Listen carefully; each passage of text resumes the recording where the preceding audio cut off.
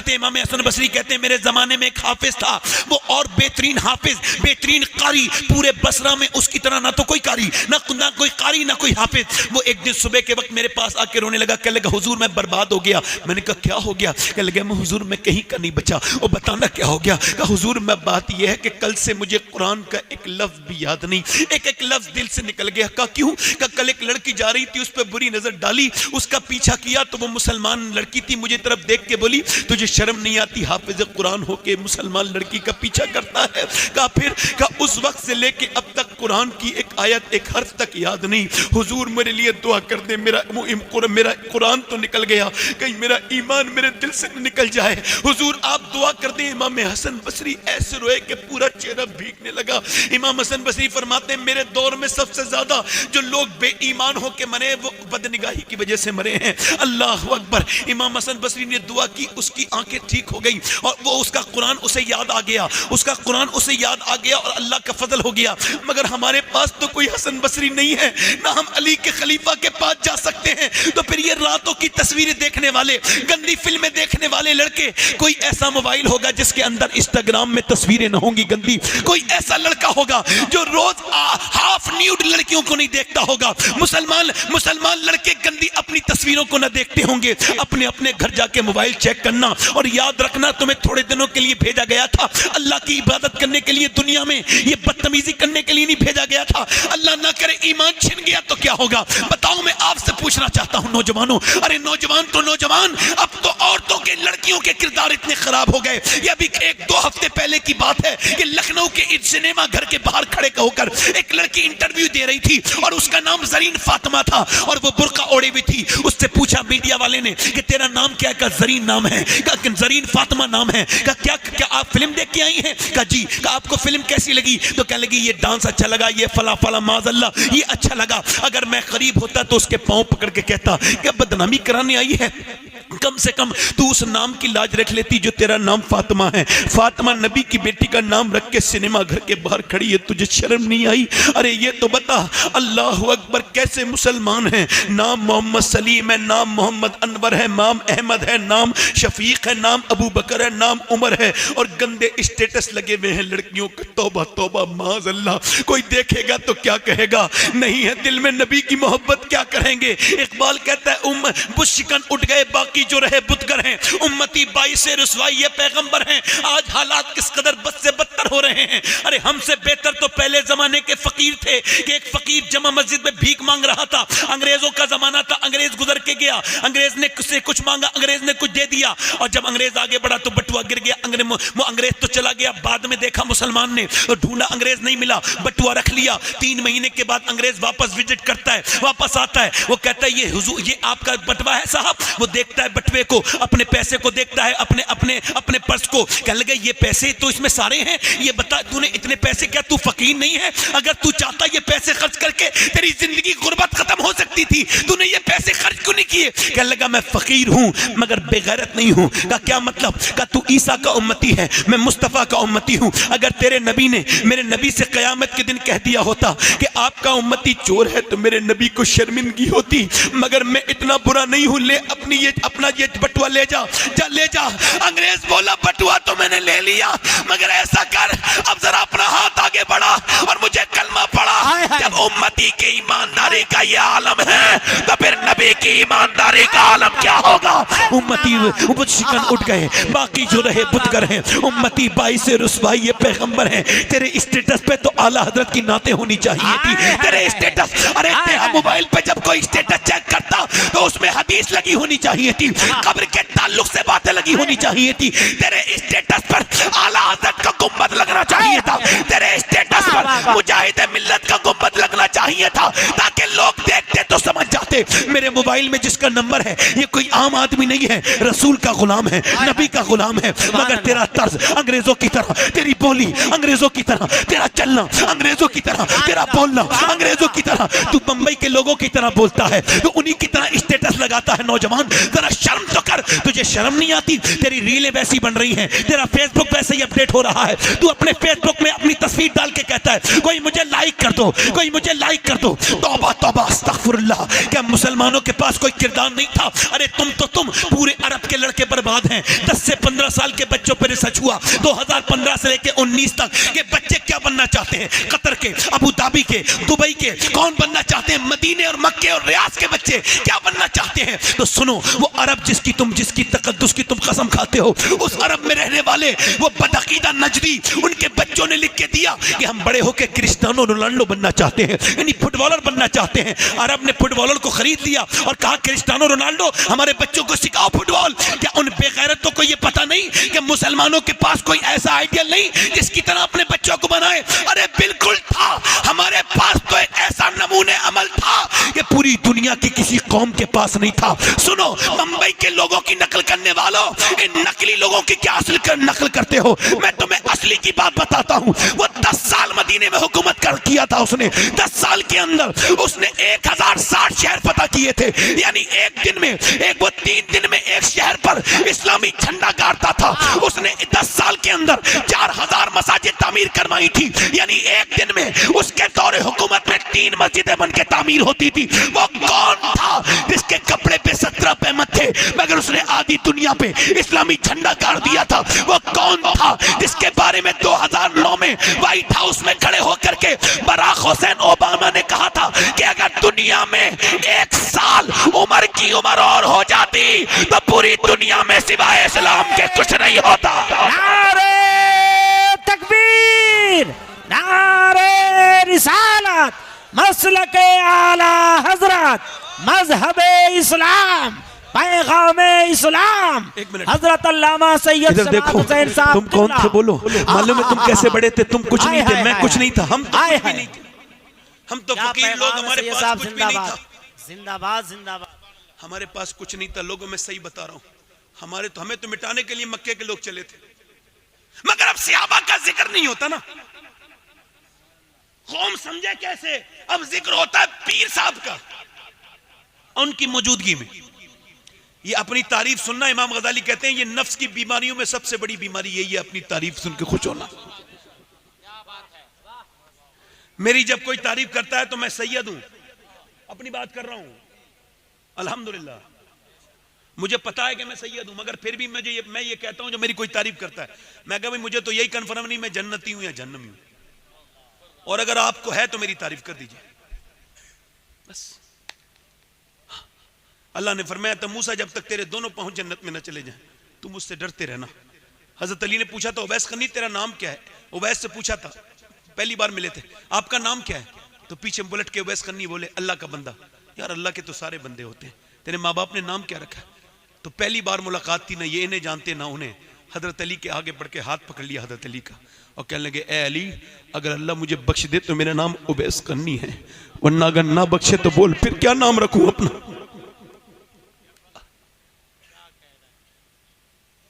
क्या कुरान सच नहीं है?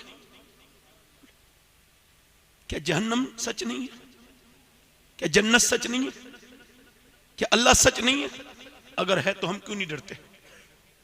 बस ये पूछ रहा हूं।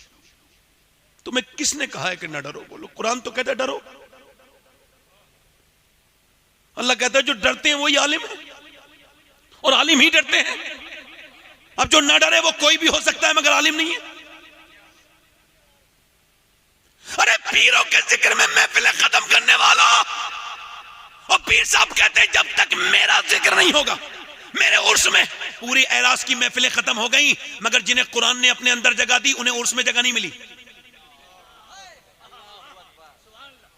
पूरा वक्त गुजर गया, मगर मैं ये जिम्मेदारी के साथ इन उलमाए किराम की दुआओं के बाद ये बात कह रहा हूं कि पीर साहब अगर तेरी तारीफ होगी तो तेरा उर्स कामयाब होगा, और अगर अबू बकर उमर की हो गई तो अल्लाह तेरे उर्स को कबूल कर लेगा। जिंदाबाद, नारे तकबीर, नारे रिसालत, रूहे बिलाली कॉन्फ्रेंस। इधर देखो क्या है रूहे बिलाली? वो 313 कौन थे? वो कौन थे भाई? कौन था रूहे बिलाली? क्या है? क्या है रूहे सलमान? क्या है रूहे तलहा? क्या है रूहे उस्मान? क्या है रूहे बिलाल? क्या है उस्मान गनी? कौन है अबू बकर सिद्दीक? कौन है उमर?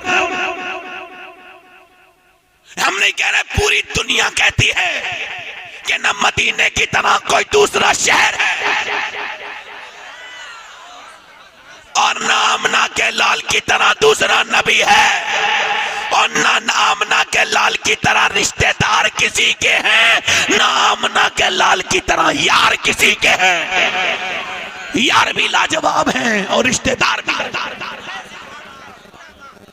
ना नबी के यारों का जवाब, ना रिश्तेदारों का जवाब। बोलो बोलो बोलो यार, बोलो सुभान अल्लाह बोलो। अगर सुनना चाहते हो तो सुन लो। दिल लग रहा है कि नहीं लग रहा है? बोलो थोड़ी देर और बोलूं या खत्म कर दूं? बोलो दिल लगा के बोलो सुभान अल्लाह। कौन सहाबाए कराम है, कौन 313 है? ये मक्का है। मक्का क्या है? मक्का, मक्के से एक फौज चली है, 1000 लोगों की फौज। कितने लोगों की? मेरी बेटियां ध्यान दें और आप भी ध्यान दें, कितने लोगों की फौज? और इनके पास तलवारें बहुत है, माल बहुत है, क्योंकि मक्के की औरतों ने जेवरात उतार के दे दिए। लो हमारे जेवर ले जा अबू जहल और इस्लाम को खत्म कर दे। तो जब मदीने की औरतों ने सुना तो अर्ज की या रसूल अल्लाह, औरतें कहती हैं लो हमारा माल ले जाओ और आमना के लाल के दीन को खत्म कर दो। तो अर्ज करती है आमना के लाल, हमारे पास माल तो नहीं है, मगर ये 18 साल का लाल हाजिर है, इसे ले जाएं।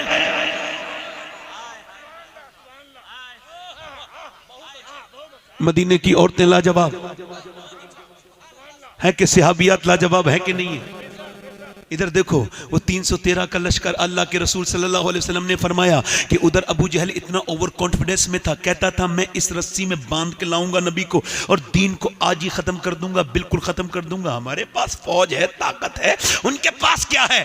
जब वो चले उधर से मक्के से, तो मेरे नबी ने इधर अपने गुलामों से कहा देखो मैंने मक्का छोड़ के मदीने आ गया हिजरत करके, अब वो मदीने पे हमला करने वाले हैं, तुम में से कौन है जो मेरे साथ चलेगा?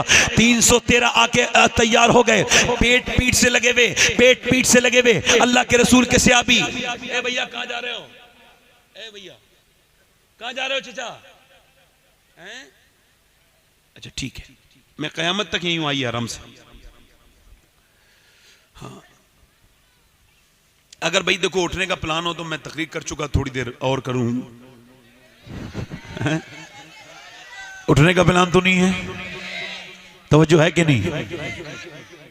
313 अंसार और मुहाजिरीन साबिकून हाजिर खिदमत, पेट बिल्कुल पीठ से लगा हुआ, कपड़े फटे हुए,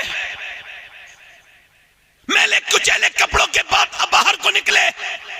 मेरे नबी ने फरमाया अरे चलोगे सहाबा? का हुजूर बिल्कुल चलेंगे। पर मैं सोच लिया तुम्हारे पास दो घोड़े हैं, उनके पास 100 घोड़े हैं, तुम्हारे पास 7 तलवारें हैं, उनके पास 1000 तलवारें हैं, बोलो चलोगे? सहाबा इकराम एक जबान हो के अर्ज करते या रसूल अल्लाह, कोई मूसा की उम्मत थोड़ी है जो भाग जाएगी, उम्मत मुस्तफा की है, जान दे देंगे।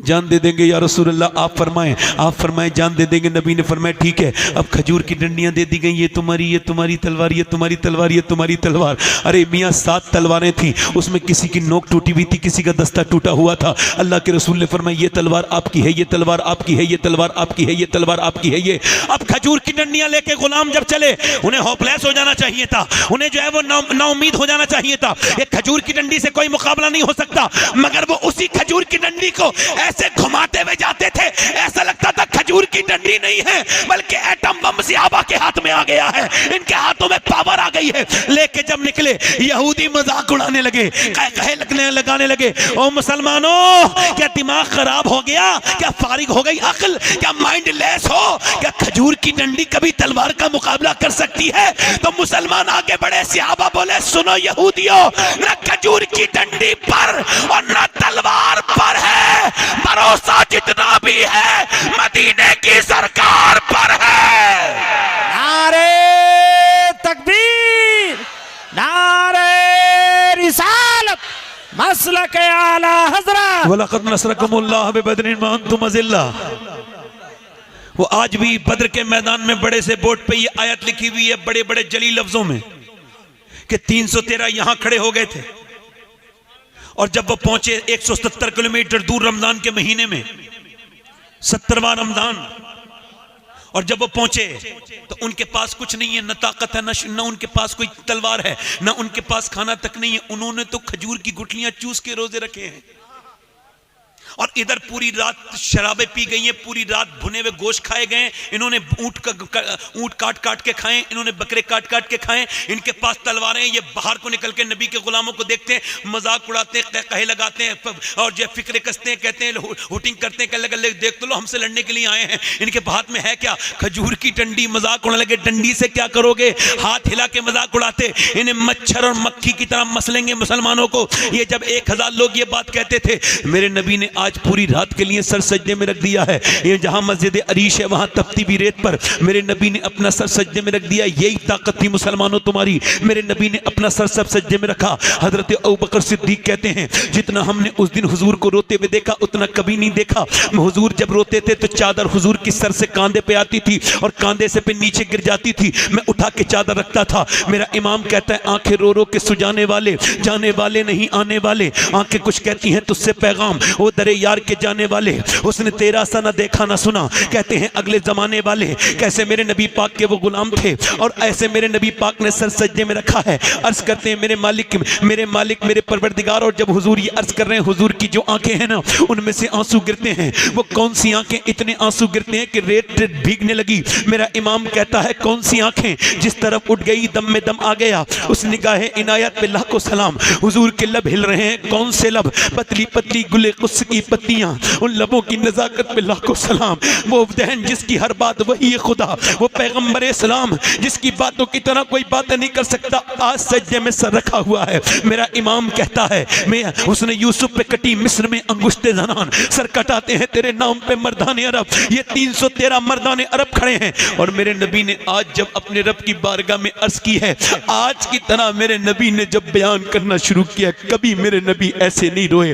अर्ज करते हैं, मेरे मालिक देख, मैंने जो पूरे मक्के में तकलीफ उठाई, मैंने जो 13 साल में तकलीफ उठाई है मक्के के अंदर, जो मेरे ऊपर ऊंट की ओजड़ियां रखी गई, जो मेरे ऊपर ऊंट की ओजड़ी भारी भारी रखी गई, और जो मेरे सर को फाड़ा गया, और जो मेरी गर्दन को दबाया गया, और जो मेरे रास्ते में पत्थर मारे गए, और जो मंडियों में मुझे गालियां दी गई, और जो मेरे घर पे पत्थर मारे गए, और जो शेबे अबी तालिब में मेरे घर की औरतें 9-9 दिन तक भूखी रही और उन्होंने पेड़ के पत्ते खाए।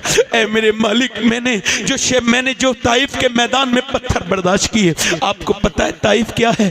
अगर तुम्हें तुम्हारे बाप का दर्द बयान करूं तो तुम्हारा दिल बड़ा मचल जाएगा, मगर मैं हुजूर की बात बयान कर रहा हूं। हुजूर मक्के से ताइफ गए, मेरे सरकार के इतने पत्थर मारे गए, इतने कि एक पांव उठाते थे दूसरे पे मारते थे, दूसरा पांव उठाते थे पहले पे मारते थे, हुजूर बैठ जाते थे तो उठा के मारते थे, पिंडली शरीफ फट गई। अल्लाह के रसूल की आज अर्ज करते हैं, मेरे मालिक जो ताइफ के मैदान में मेरे पत्थर मारे गए, मेरे मालिक जो मेरे ऊपर ऊंट की ओजड़ी रखी गई, वो सब करके मैंने ये 313 तिनका जोड़ के जमा किए हैं। ये मेरा अबू बकर मेरी पूरी जिंदगी की कमाई है, ये मेरा उमर मेरी पूरी जिंदगी की कमाई है, ये मेरा अली मेरी पूरी जिंदगी की कमाई है, ये मेरे अमीर हमजा मेरी पूरी जिंदगी की कमाई है, ये मेरा बिलाल मेरी पूरी जिंदगी की कमाई है। ऐ अल्लाह, अगर मेरी ये आज सहाबा की जमात खत्म हो गई तो कयामत तक तेरा कोई नाम लेवा नहीं होगा, तेरा कोई नाम लेवा नहीं होगा। फिर अर्ज करते हैं, देख तो मालिक, मेरे गुलामों को ये कैसे तेरे नाम पे आए, तलवारें तक नहीं है इनके हाथ में, इन्होंने खाने तक नहीं खाए, पेट इनके पीठ से लगे हुए हैं, खजूरें चूस चूस के रोजे रखे हैं मेरे गुलामों ने, इन पे मेरे गुलामों पर रहम कर। मेरे नबी जब रोए तो मेरा इमाम कहता है, इजाबत का सेहरा, इनायत का जोड़ा दुल्हन बन के निकली, दुआए मोहम्मद हुजूर रोए हैं। अल्लाह के रसूल एकदम हुजूर ने सर उठाया, हुजूर मुस्कुराए। हजरत अली कहते अचानक हवा चली और रेत उड़ी। मैंने अर्ज की, हुजूर ये क्या है? कहा, सुनो अबू बकर वाली, अल्लाह ने जिब्राइल को भेजा है और 500 फरिश्तों को लेके जिब्राइल जमीन पे उतर चुका है। फिर फरमाया, फिर मेरे आका ने, हजरत अली कहते फिर मैंने अर्ज की, हुजूर अचानक हवा चली, हुजूर ये कैसी हवा है? पर मैं उस तरफ अल्लाह ने मीकाईल को उतारा है और वो 500 फरिश्ते लेके मेरा दूसरा वजीर उतरा है। हुजूर ने फरमाया, चलो मुसलमानों चलो, अल्लाह के नाम पे शुरू हो जाओ। अब तलवार जब उठी है, अब जब डंडियां उठी हैं, तो उधर तो ना, उधर जो है वो उधर अपनी शमशीर वाले हैं और उधर नारे तकबीर वाले हैं, उधर ताकत पे भरोसा है, उधर मुस्तफा की मोहब्बत पे भरोसा है, उधर अपने माल पे नाज है। है, इधर आमना के लाल पे नाज है। चल दिए, चलते चलते गुलामों ने खजूर की डंडियां उठाई। वो खजूर की डंडियां जिनकी मजाक उड़ रही थी, वो खजूर की डंडियां जिन्हें कोई अब खातिर में नहीं लाता था, उन खजूर की डंडियों ने तो कमाल ही कर दिया। उठती थी खजूर की डंडी थी, काटती थी सर, उठती थी खजूर की डंडी, काटती थी हाथ, काटते काटते काटते काटते जब गिर गिर कट कट के गिरने लगे, कुफ्फार में भगदड़ मच गई, उनके पिट्टे पानी हो गए, वो बिल्कुल छोड़ के मैदान भागने लगे। जब वो भागे तो बिलाल ने देख लिया। बिलाल ने किसको देखा? बिलाल ने उमैया को देखा। उमैया कौन? उमैया जो बिलाल के सीने पे पत्थर रखता था, जो बिलाल के सीने पे पत्थर रखता था, जो बिलाल को अंगारों पे डालता था, जो बिलाल के मुंह पे मुक्के मारता था, जो बिलाल की गर्दन में रस्सी डाल के मक्के में घसीटता था, वही उमैया दौड़ रहा था। बिलाल जलाल में आ जाता है, जाके बिलाल उसके पीछे दौड़े, वो मोटा आगे दौड़ा, मगर कब तक दौड़ता? बिलाल ने उसके मुंह पे घूसा मारा, वो जमीन पे गिर गया। बिलाल को देखने लगा। बिलाल ने कहा, बे देखता क्या है उमैया, ये बिलाल का घूसा नहीं है, ये तो इस्लाम का घूसा कुफ्र के मुंह पे लगा है। नारे तकबीर, नारे रिसालत, मसलक आला हजरत हजरत अल्लामा सैयद शबात हुसैन साहब। 70 मारे गए कुफ्फारे मक्का, कितने बाकी गिरफ्तार हुए? कितने मारे गए? और 35 मारे सारे सिहाबा ने मिलके, और हजरत अली ने अकेले ने 35 मारे। कभी हम में तुम में भी करार था, कभी हम में तुम में भी चाह थी, कभी हम में तुम में भी राह थी, कभी हम भी तुम भी थे आशना, तुम्हें याद हो क्या ना याद हो?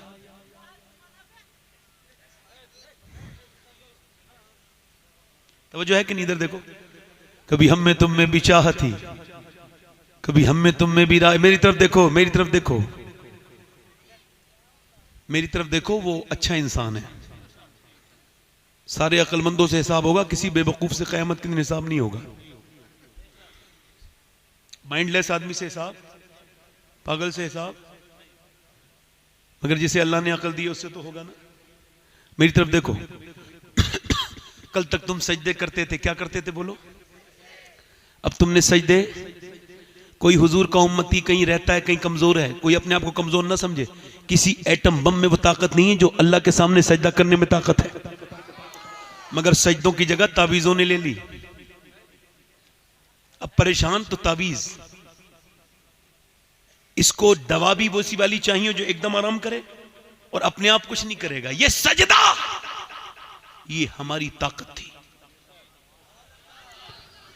आखिर कौन सी ऐसी बात थी कि हुसैन ने करबला में सब कुछ छोड़ा मगर सजदा?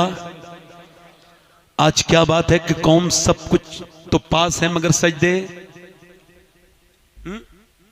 तवज्जो है कि नहीं? और तूने दुनिया को बदला था, बोलो बदला था नहीं बदला था? एक बात याद रखना, आजकल मैं जो तकरीर कर रहा हूं ना, मैं इस वजह से कर रहा हूं कि मेरी गैरत कमजोर है। अगर मैं वाकई में गैरतमंद होता तो मेरे सर पे इतनी बड़ी पगड़ी नहीं बंधी होती। क्यों? क्योंकि जिस कौम की 6 लाख लड़कियां 2014 से लेके अब तक इस्लाम छोड़कर गैर मुस्लिमों के घरों में चली गई हूं, वो कौम अब ज्यादा गैरतमंद नहीं है। और अपने घर का इंतजार कर रहे हो तो करो। जिसके घर में जिसकी बहन के माथे पर गैर मुस्लिमों को अलामती निशान लग जाए, वो भाई क्या जी पाएगा ठीक से?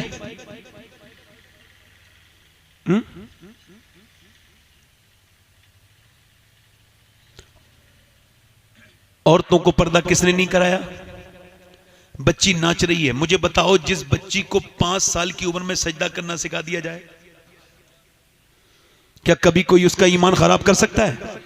जल्दी बोलो, जल्दी बोलो। ईमान खराब कर सकता है कभी? 6 साल की बच्ची है, मदीना है, और मदीने में वो बच्ची कुरान पढ़ रही है। क्या पढ़ रही है बोलो? कुरान पढ़ते पढ़ते उसके सर से दुपट्टा नीचे आया, तवज्जो करना, सर दुपट्टा नीचे आया है, उसकी माँ ने दुपट्टा रख दिया। और सुनो ना, बेटी के नाम का जवाब है ना माँ के नाम का जवाब है। बेटी का नाम सैयदा जैनब है और माँ का नाम सैयदा फातिमा है। यानी 6 साल की बच्ची पर अगर शुरुआत से आप ये करेंगे ना, ऐसे करके, इसका मैं रिजल्ट बता रहा हूं। सर पे दुपट्टा रख दिया 5 साल की बच्ची के, अब वो 5 साल की बच्ची नाच रही है, तुम उसे स्टेटस पे लगा रहे हो, देखो मेरी बेटी नाचना शुरू हो गई। की गैरत खत्म, चाहे वो किसी का भी घर हो, मेरा ही घर क्यों ना हो, कोई हो, सब दीन के पाबंद हैं और दीन किसी का पाबंद नहीं।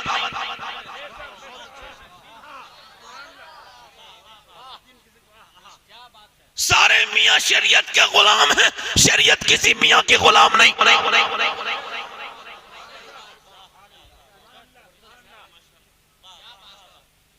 शरीयत से ऊपर कुछ है नहीं,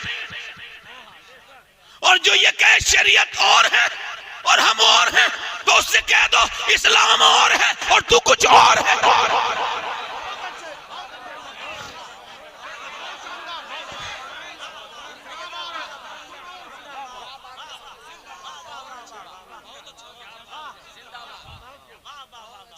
हमारे नबी के ऊपर उतरे हुए कुरान को कोई नजरअंदाज करे तो मैं उसकी सारी नस्लों को नजरअंदाज कर दूं।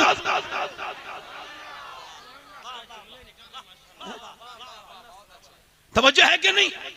और कुरान एक एक लफ्ज मेरे रब का, एक एक हर्फ सच्चा, पूरा का पूरा कुरान अल्लाह का। और गैर मुस्लिम भी कहते हैं कि अगर कोई ऐसी किताब है जिसमें आज तक कोई रद्दो बदल ना हुआ तो वो सिर्फ कुरान है और कुछ नहीं है।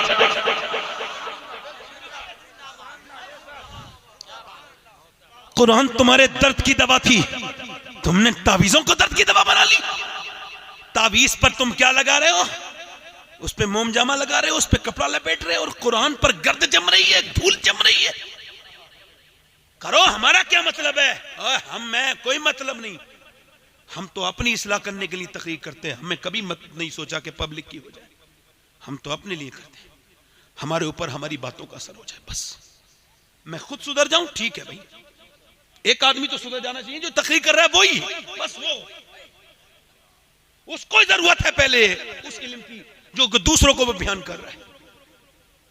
नबी की बेटी ने सर पे दुपट्टा, बोलो तो सही, जरा बोलो तो सही। सैयदा ज़ैनब ने सर उठा के कहा, अम्मी जाना अपने सर पे दुपट्टा क्यों रखा? कि नाना नाराज हो जाते हैं। ज़ैनब अली की बेटी, हसास बाप की हसास बेटी, सेंसिटिव बाप की सेंसिटिव औलाद, बोली, रोने लगी और सैयदा ज़ैनब के पास आई सैयदा फातिमा। ज़ैनब बेटी चुप जाना, क्यों रोती है? अब तो सर पे दुपट्टा है। कल चुपट गई, कहने लगी, अम्मी जान नाना से कह देना इस बारी माफ कर दें, अगली बार ज़ैनब गर्दन कटाएगी मगर सर पे से दुपट्टा ना हटाएगी।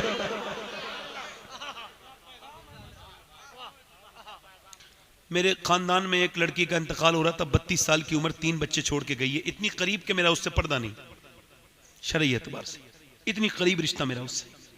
उसकी रूह निकल रही थी दिल्ली एम्स में, और मैं अंदर था कमरे में, और उसका शोर भी था, तो 2 लोग थे बस। मैंने देखा कि जब उसकी रूह निकलने वाली हुई, अचानक हमने डॉक्टर को बुलाया। जैसे ही डॉक्टर आया, और वो बेचारी 1 मिनट के बाद दुनिया से जाने वाली है, मगर फिर भी उसने ऐसे चादर उठाई, ऐसे करके, और ऐसे ऊपर को किया, और ऐसे ऊपर करके बस यहां तक लाई थी, चादर गिर गई, रूह, हाथ नीचे गिर गए और रूह निकल गई। मगर वो ये पैगाम दे गई कि अगर बचपन में पर्दा करा दिया जाए तो रूह तो निकल जाती है मगर हया नहीं निकलती।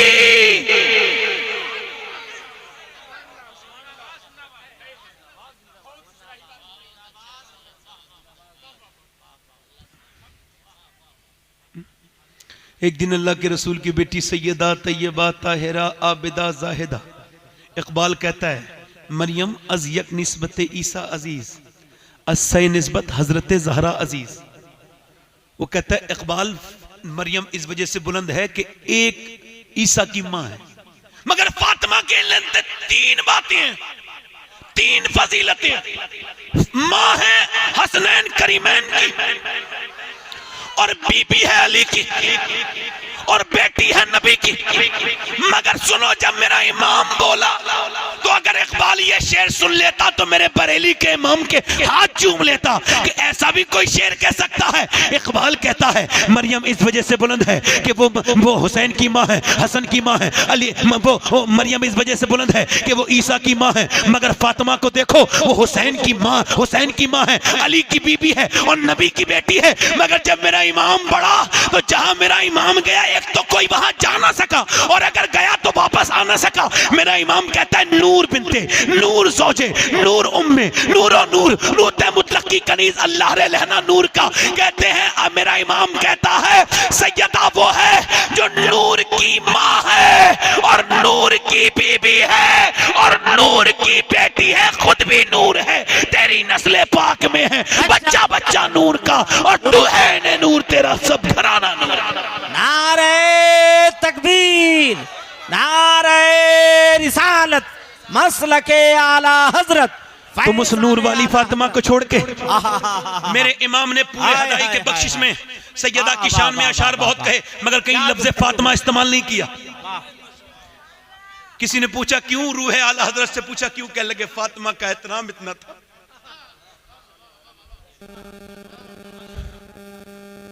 ऐसा एहतराम आज उस नूर वाली फातिमा को छोड़ के और बंबई वाली औरतों की तरह कपड़े, उनकी तरह लिबास। और मैं उन दयूस लोगों से पूछता हूं, दयूस वो है, दयूत का उर्दू तर्जमा ये हो सकता है बेगैरत। बेगैरत वो है जिसकी बहन बेटी बेपर्दा चले। इधर देखो, जब शादी में कसे कसाए कपड़ों के साथ अपनी बहन के साथ एंट्री मारता है, अपनी बीबी के साथ, और जब उस पे बेटर की बुरी नजर पड़ती है और जब शादी वाले लोगों की बुरी नजर पड़ती है, उसमें लफंगे बेकार लड़कों की, तो उस वक्त में गैरत को क्या हो जाता है भाई? कहां चली जाती है? बताऊं कहां चली जाती है गैरत? मैं बता रहा हूं, ये किसी और को देख रहा हो रहा है, कोई ये किसी और को देख रहा होता है और कोई इसी और को देख रहा होता है। मैं उधर गया किशनगंज वगैरह के इलाके में, तो औरतें वो मेकअप करके जलसों में आती है, मैं रो दिया देख के। सादा इंसान, मुझे क्या पता ये क्या है। इधर देखो, नबी की बेटी आ रही है, तवज्जो है कि नहीं? दिल लग रहा है नहीं लग रहा है? और बोलूंगा खत्म कर दूं, बोलो बोलो बोलो, दोनों हाथ उठा के बोलो लब्बैक या रसूल अल्लाह, मुस्कुरा के बोलो लब्बैक या रसूल अल्लाह। अच्छा मेरी तरफ देखो, अभी कुछ दिनों पहले रिसर्च हुआ ये हुआ कि कौन से ऐसे बच्चे हैं जो पागल पैदा होते हैं। यानी हॉवर्ड ने रिसर्च किया है, दुनिया की बड़ी यूनिवर्सिटी है, दूसरे नंबर की हॉवर्ड, ऑक्सफोर्ड के बाद। तो वो हॉवर्ड कहते हैं, वो हॉवर्ड वाले कहते हैं हमने 25 साल रिसर्च किया, ये वो बच्चे होते हैं जो पैदा होते ही पागल हो जाते हैं, पैदा पागल ही होते हैं। ये वो होते हैं मेंटली डिस्टर्ब बच्चे, जब ये पेट में थे तो इनके बाप ने इनकी मां को मारा, यानी इस जालिम ये ने प्रेग्नेंट मूवमेंट में बीबी को नहीं छोड़ा, मारा, और जब मारा तो उसके बच्चे के पेट के अंदर बच्चे पे असर हो गया। अब ये समझ रहा था कि मैं अपनी बच्चे को बीबी को मार रहा हूं, अब बच्चा हो गया पागल, अब दिखा कलकत्ता दिखा, रांची दिखा, अब कहीं दिखाता तेरी मर्जी है, तूने अपनी बीबी पे जुल्म ही क्यों किया था जाहिल? तुझे पता है नबी ने मना किया मानने को, तो क्यों मारता है औरत को? अब इसने मार रहा। अब सुनो, मुझे बताओ, आप जब औरत प्रेग्नेंट वुमेन में डॉक्टर के पास जाती है तो वो कहता है अगर तुम ये चाहती हो कि तुम्हारा बच्चा ज्यादा आयरन बढ़े और बादाम खाओ, आप ज्यादा जो है वो सेब खाओगी, आयरन बढ़ेगा। अगर विटामिन डी बढ़ाना चाहती हो तो आप ऐसा करें कि अमरूद खाएं, अनार खाएं, ये सब खाएं, अगर खाएंगी तो बच्चा बढ़े, बच्चे के अंदर ताकत पैदा होगा, ताकत आएगी। मुझे बताओ, अल्लाह का बनाया हुआ सेब, संतरा, अनार, अमरूद अगर मां खाए तो बच्चे पे असर हो जाए, तो क्या अल्लाह का कुरान मां पढ़ेगी तो बच्चे पे असर नहीं होगा?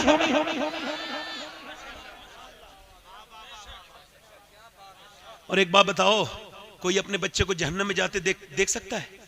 मगर समझ लें उनके बच्चे जहन्नम में ही जाएंगे जिनके बच्चे छोटे होते ही गाने सुनने, वो जहन्नम में जाने का काम कर रहे हैं। अरे ये जो बेपर्दा जा रही है इसको पता नहीं है, मेरी बेटी को, मेरी बहन को, इसकी नमाज अलग है और मर्द की नमाज, ये मर्द की नमाज अल्लाह अकबर, यहां पे लात लाया तकबीरुल्लाह कही, यहां पे ला, और मर्द की, औरत की नमाज अल्लाह, मर्द अल्लाह अकबर, समझना जरा, मर्द अल्लाह, औरत अल्लाह। मर्द हाथ खोल रहा है पूरे और ऐसे ला रहा है, और ये अब अल्लाह ने क्यों अलग अलग कर दिया ये तरीका? इस वजह से तेरा रब जानता है मेरी बहन कि तेरे जिस्म की बनावट और है और मर्द के जिस्म की बनावट और है, तो उसने नमाज के तरीका तेरा और कर दिया, उसका और कर दिया।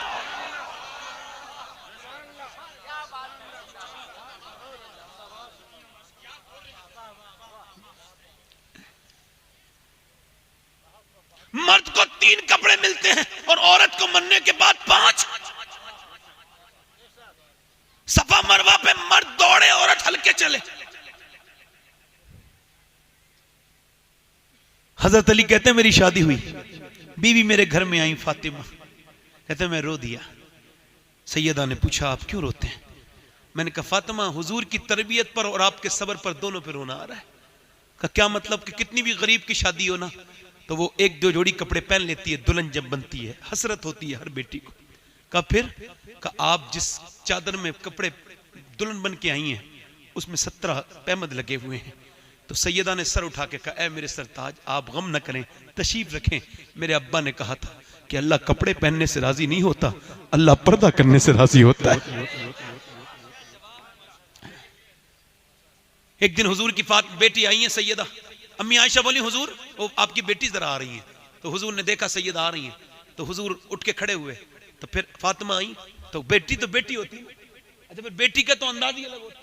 तो ऐसे करके वो बेटी तो किसी की भी हो मगर ये वो बेटी है, ये पूरी कायनात की बेटियां मुकाबला इसका कर नहीं सकती।